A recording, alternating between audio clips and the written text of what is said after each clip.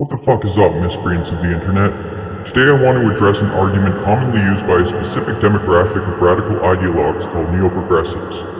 What is neo-progressive, you ask? I will leave links in my description of videos explaining the ideology in great detail, but what you need to know is that they operate by four basic principles. The first is postmodernism, which warrants an entire video on its own. The second is identity politics, which is a collectivist way of establishing a hierarchy based on who's the most oppressed.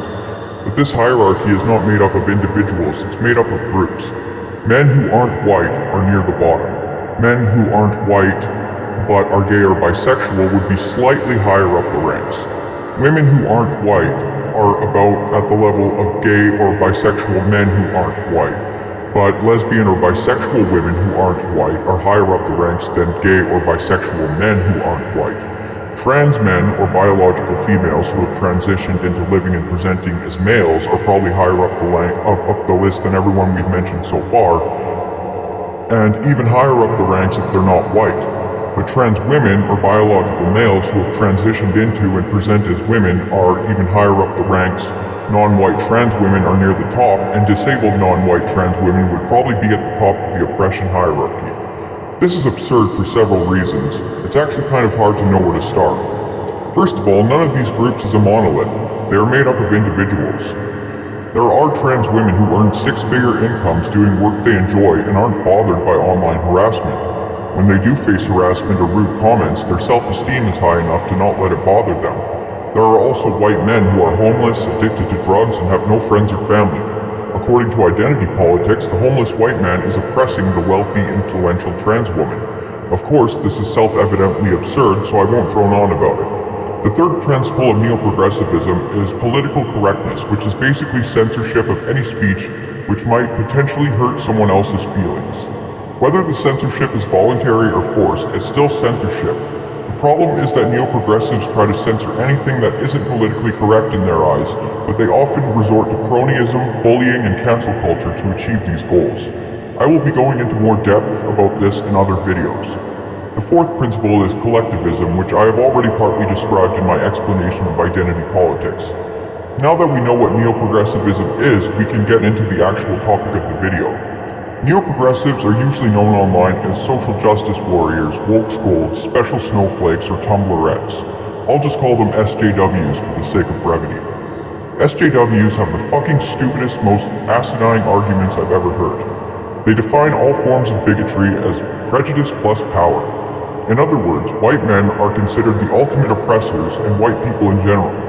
This means that SJWs believe that only white people are capable of being racist, and that every white person is born with privilege even if they grew up in destitute poverty with crackheads for parents, and that because of this privilege every white person is inherently racist unless they join the cult of neo-progressivism and constantly self-flagellate. They also believe that only men are capable of being sexist against women because in their mind men are always the oppressor and women are always the oppressed, which is patently false. It's a blatant lie. There are women in politics, women in Hollywood, women in science, women in law enforcement, women who are spiritual leaders, women who are doctors, lawyers, and psychologists. There are women who are CEOs of giant corporations. There are women who are revered musical artists. You get it. There are plenty of rich, powerful, successful, influential, and beloved women. Not to mention here in the West, men are way more likely to commit suicide, and women are dominating academia. Just because there are more men in high places of power and authority doesn't mean the women are being oppressed. It takes a rare type of person to devote their entire lives to their careers and getting to the top, even among men. But among humans in general, the male of the species is a lot more likely to pursue this lifestyle than the female by virtue of women having the responsibility of childbearing and rearing. This isn't sexist, it's just nature. But for the following examples, I'm just going to focus on race. The SJWs say that racism is prejudice based on race plus power, which in this context means systematic or institutional power. For my first example, let's say there are two men who are both homeless. There is Woody, who is white, and Marcus, who is black. Woody is racist. When he was a child, his sister was bullied by a black boy at school, and he still holds the grudge to this day because he's an alcoholic. Because of this, he has childishly blamed his sister's bullying on all black people. He doesn't realize this because it's all on an unconscious level which he suppresses with his constant drinking. Now Marcus, our black homeless friend, is a good man who became mentally ill after the Vietnam War and has no family to take care of him, which led him to becoming homeless. But because Woody is a racist asshole, he says to Marcus, "Get out of my face, you stupid nigger." Woody has no institutional power. He's homeless. Clearly, what he said was racist. Clearly he is racist. Yet he has no power, institutional or otherwise. For my second example, let's say there's a university professor who is black, and for whatever reason he only has one white student in his class. He constantly embarrasses the student in front of all the other students. He punishes him with detention and extra work when he's done nothing wrong, and he gives the student's grades way lower than what he earned. When it's just the professor and the professor calls the student a white devil, a honky, and tells him he should kill himself.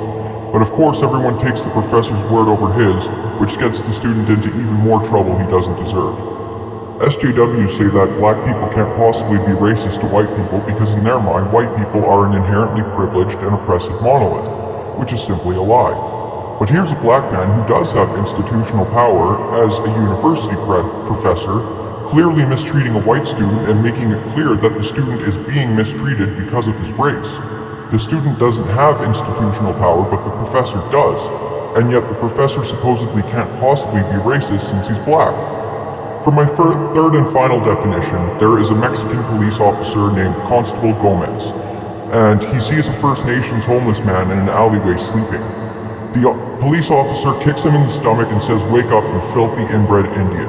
Is it just you in that sleeping bag, or are you fucking your cousin, you degenerate chub?" He rips the homeless man out of his sleeping bag, knowing the man was alone the entire time. Without a warrant, without asking permission or reading him his rights, Constable Gomez handcuffs the homeless man, whom we shall call Raven. He whacks him in the shins with a baton to get him on his knees, rips his shirt off, lays Raven down, while another officer subdues him and rips his pants off, searching all the pockets. He finds only his wallet containing his IDs and a pack of cigarettes, stealing both.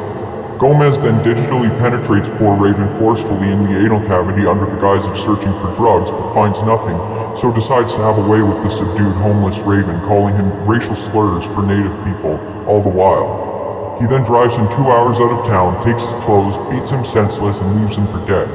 Miraculously, Raven's friend was stealthily filming the ordeal, but couldn't interfere as he was outnumbered and he did have drugs on him.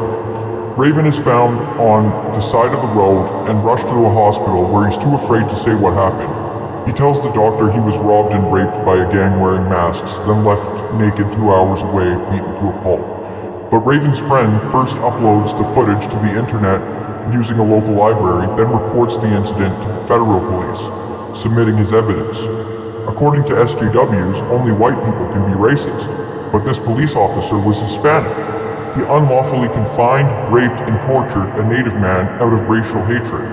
Gomez is a police officer, so he too has institutional power, but he's Hispanic, so he can't be racist?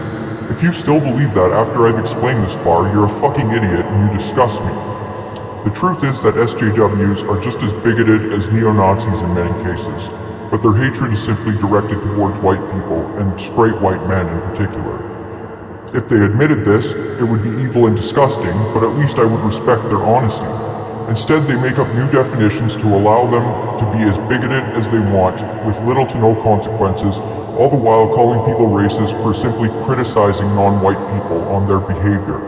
It's cowardly and it's hypocritical, pathetic, really. In fact, they either don't understand, or they outright ignore nuance and context for their own political agenda. For example, as a teenager, I had a friend named Devin who was black. Everyone called him Nigga Devin, regardless of their race. All his friends, that is. He didn't mind at all, and he even embraced the nickname. And everyone who knew him respected and liked him, so there was no hateful motive behind the name. But to an SJW, all his friends are racist simply for saying the word, let alone using it as a black friend's nickname.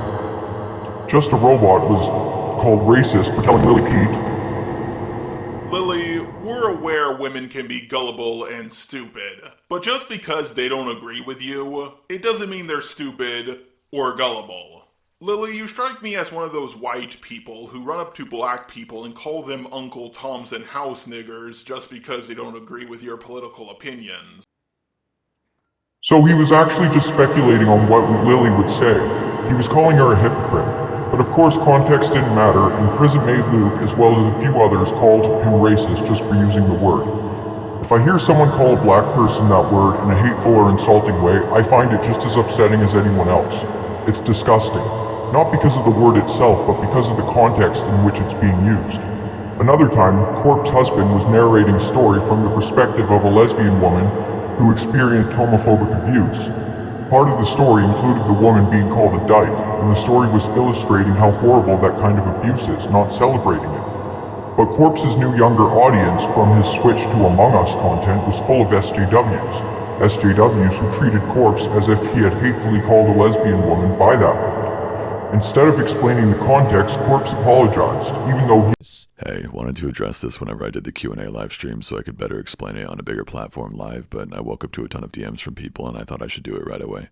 For those of you who don't know, primarily I've done true horror story narration for years on my channel. The stories are sent in by my viewers, they write all of it, and I narrate their story to share their experience and what they've gone through with the world. These are real life experiences of, real shit that people go through. About a year ago, I was sent in a story from someone who's trans. I was glad to cover this story despite some backlash I might get from, boomers and shit, because I wanted to show the struggles of what trans people go through, and I support trans people. TLDR, this story is about an old Christian woman who is trying to hurt them and do horrible things to them. During the story, the person who is trans is called the D word. In the video, I read the word out loud, and I realize now I shouldn't have done that. I didn't realize the severity of the word, or else I obviously wouldn't have said it. There are over 2,000 comments on the video, and none of them mention it. I had no idea this hurt anybody at all, and that's the last thing I want to do. I've taken the video down now, I understand my mistake, and I'm sorry. Thank you to the people trying to teach me about this. Some people were just blindly hating me, but most of the people I've seen have been very reasonable, and I really appreciate that. I'm probably going to get off everything for a little bit. Thank you. had done nothing wrong. Apologizing is the worst thing you can do. It's like resisting arrest. The more you do, the more backlash you get. One of the darker things happening is that trans activists are saying that anyone who doesn't want to have sex with a pre-op transgender person on the grounds that their genitals are sexually repelling to you, you're transphobic. Not wanting to have sex with someone isn't the same as hating them or wanting them dead. Bigotry comes in many forms. Racism is prejudice and discrimination based on race. Sexism is the same thing based on sex. Misogyny is hatred or mistrust of women. Misandry is the same thing, but with men as the target. Homophobia, transphobia, and biphobia are all fear, hostility, or mistrust of LGBT people. Does racism happen on an institutional level? How about other forms of discrimination? Certainly, and when it's discovered, it must be called out because it's illegal. But forcing the outward appearance of diversity is not the way to go about it because it denies the agency of the individual. The field of nursing is female-dominated because most people interested in nursing are women. That doesn't mean nursing is sexist against men, as there are plenty of good, hard-working male nurses. But for some reason, when the roles are reversed and a field like engineering is male-dominated, it's assumed to be sexism. There's no law or rule preventing women from becoming engineers, but there are laws which punish anyone who attempts to prevent women from becoming engineers on the grounds that they are women, and there are laws that punish anyone who pays a woman less on the grounds of being a woman. My point is that this shouldn't be seen in such a black and white way. This attitude causes all sorts of problems, like the grooming gangs in the UK, or the rape gangs on the streets at a Germany festival, or the BLM riots, or the violent Antifa protests, or all the censorship and deplatforming going on in academia, in big tech, on social media, and in entertainment. A society without racism would look like this. Everyone would be treated as an individual based on their own merit, and they would be judged on their behaviors and attitudes, not on arbitrary characteristics.